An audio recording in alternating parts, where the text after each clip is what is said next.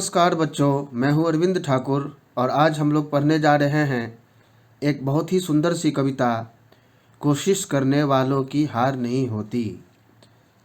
ये जो कविता हम लोग पढ़ेंगे, इस कविता को पढ़कर और इसके अर्थ को समझने के बाद मुझे पूरा विश्वास है कि आपके रगों में एक नया खून, एक नया जोश बहने लगेगा, दौड़ने लगेगा, आपके उत्साह में वृद्धि हो जाएगी और आपका मन कुछ करने के लिए संकल्पित हो उठेगा। और यही इस कविता के रचयिता का उद्देश्य भी है, यही सोचकर इसकी रचना भी की गई है। तो आइए पढ़ते हैं बहुत ही सुंदर सी कविता, कोशिश करने वालों की कभी हार नहीं होती। लहरों से डरकर नौका पार नहीं होती, कोशिश करने वालों की हार नहीं होती। नन्ही चींटी जब दाना लेकर चलती है, चढ़ती दीवारों पर 100 बार फिसलती है।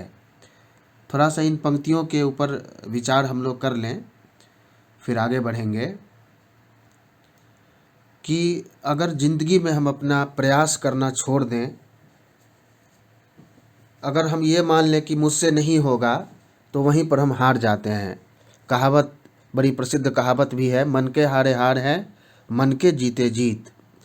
और संस्कृत के एक बहुत ही सुंदर से ज्ञान भरे श्लोक का जो चरम रस है वो है कि संकल्प की ही सिद्धि होती है। संकल्प मतलब मन में कुछ सोच लेना, ठान लेना, कसम खाना। तो अगर आप सपने देखेंगे तभी तो सपने पूरे होंगे, अगर आप संकल्प करेंगे तभी तो वो एक दिन सिद्ध होगा, मतलब आपको सफलता मिलेगी। तो इसीलिए कोशिश कभी छोड़ना नहीं है। अगर नाव चलाने वाला नाविक सोच लेगा कि तूफान आ गया, अब कुछ नहीं हो सकता है, तो सचमुच कुछ नहीं होगा, वो हार जाएगा। लेकिन अगर वो साहस करेगा तो हो सकता है कि वो नौका को पार भी करा ले। तो कोशिश करना जो है वो सबसे मूलभूत बात है, हमेशा कोशिश करते रहना चाहिए। मन का विश्वास रगों में साहस भरता है, चढ़कर गिरना गिरकर चढ़ना ना अखरता है। आखिर उसकी मेहनत बेकार नहीं होती, कोशिश करने वालों की कभी हार नहीं होती। कोशिश करने वाले जो हैं वो संकल्प लेते हैं, मन में कसम खाते हैं और मन में विश्वास का संचार होता है। और वही विश्वास क्या करता है, उनके रगों में साहस भर देता है। चढ़ते हैं वो और नीचे गिरते हैं, लेकिन वो अखरता नहीं है, वो दुख नहीं मानते हैं इस बात का। और बार बार अगर हम प्रयास करें तो मेहनत अंत में बेकार नहीं होती है। अंग्रेजी में भी प्रसिद्ध कहावत है, labour never goes in when. When माने शून्य, मतलब मेहनत कभी बेकार नहीं जाती है। तो इसीलिए कोशिश करने वालों की कभी हार नहीं होती है और हमें भी कोशिश करने वाला ही बनना है, ताकि हम अपने जीवन में सफलता को प्राप्त कर सकें। और सफलता प्राप्त करने के लिए मंजिल या लक्ष्य तय करना ज़रूरी है, और लक्ष्य को तय करने के बाद लक्ष्य की ओर चलना ज़रूरी है। चलने का मतलब कि लक्ष्य प्राप्ति के लिए जो उचित साधन है वो हमको करना पड़ेगा, केवल सोचने से नहीं होगा। डुबकियां सिंधु में गोताखोर लगाता है, जा जा कर खाली हाथ लौट आता है। मिलते न सहज ही मोती गहरे पानी में, बढ़ता दूना उत्साह इसी हैरानी में। ये जो गोताखोर है वो मोती निकालने का काम वो लोग करते हैं, और उसके अलावा भी बहुत सारे उनका काम है। वो कोई डूब जाए, कोई समंदर में या नदी में किसी की लाश निकालनी हो तो पुलिस भी उनकी मदद लेती है। मतलब जो पानी के अंदर बहुत समय तक रह सकते हैं।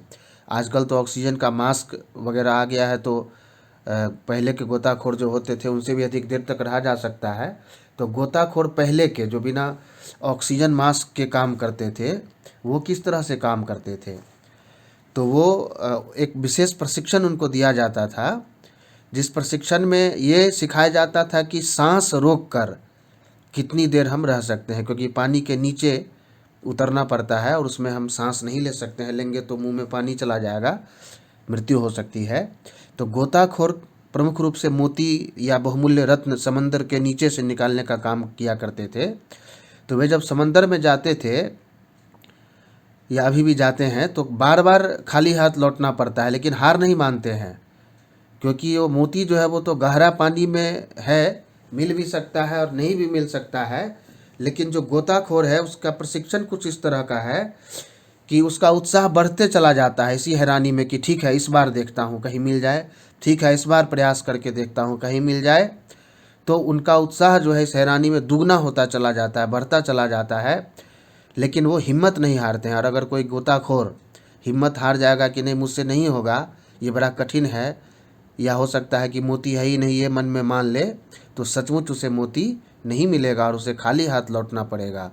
तो हमें भी इसी तरह से प्रयास करना है, तभी सफलता रूपी मोती हमें मिलेगी। आगे देखिए क्या होता है। मुट्ठी उसकी खाली हर बार नहीं होती, कोशिश करने वालों की हार नहीं होती, कोशिश करने वालों की हार नहीं होती। असफलता एक चुनौती है, स्वीकार करो, क्या कमी रह गई देखो और सुधार करो। तो ये जैसा कि मैंने कहा कि गोताखोर की मुट्ठी हमेशा खाली नहीं होती है, कभी न कभी उसे मोती मिलता ही है, और उस समय में उसका जोश, उसका उत्साह बढ़ जाता है, और उसी जोश के दम पर वो बार बार पानी में उतरता है। तो मोती क्यों मिला? कोशिश करने के कारण मिला। कभी कभी हम कोई बड़ा काम करने का सोचते हैं और असफल हो जाते हैं, तो उसको चुनौती के रूप में स्वीकार करना चाहिए और ये देखना चाहिए कि आखिर कमी क्या रह गई है, क्या गलती मैंने की कि ये लक्ष्य मैं साध न सका, उसको सुधार करना है, उसको देखना है। जैसे परीक्षा में आपने सोचा कि प्रथम अंक लाऊंगा, प्रथम स्थान लाऊंगा, तो किस विषय में आप कमज़ोर पड़ गए, क्यों कमज़ोर पड़ गए? क्या टीवी ज़्यादा देख रहे थे, या क्या पढ़ाई पर कम समय दे रहे थे, या बातें समझ में नहीं आ रही थी, जिसको बोलते हैं आत्मविश्लेषण।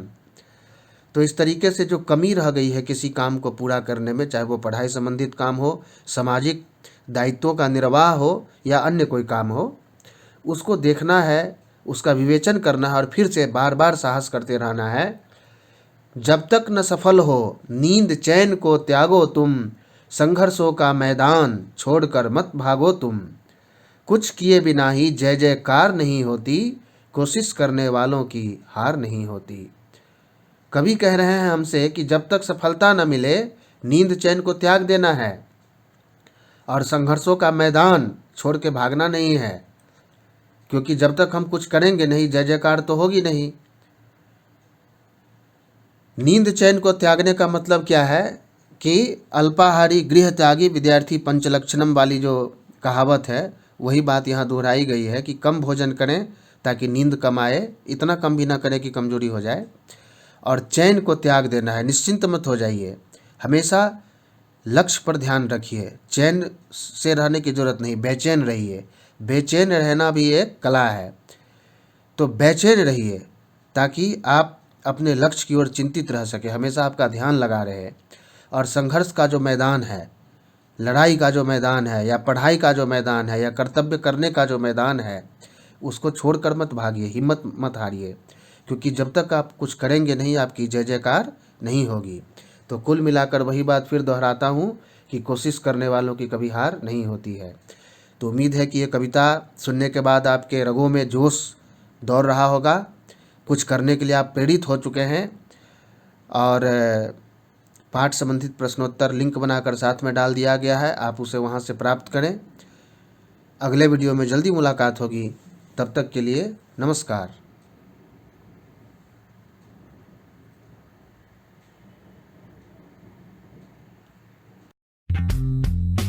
अगर आपने हमारे YouTube चैनल को अब तक सब्सक्राइब नहीं किया है तो आपको यहाँ सब्सक्राइब बटन दिख रहा है, इस पर आप क्लिक कीजिए और हमें सब्सक्राइब कर लीजिए। और साथ ही साथ इसके सामने एक नोटिफिकेशन बेल आ रहा है, इसे भी आप इनेबल कर दीजिए ताकि आपको तुरंत नोटिफिकेशन मिले जब भी हम कोई नई वीडियो अपलोड करें।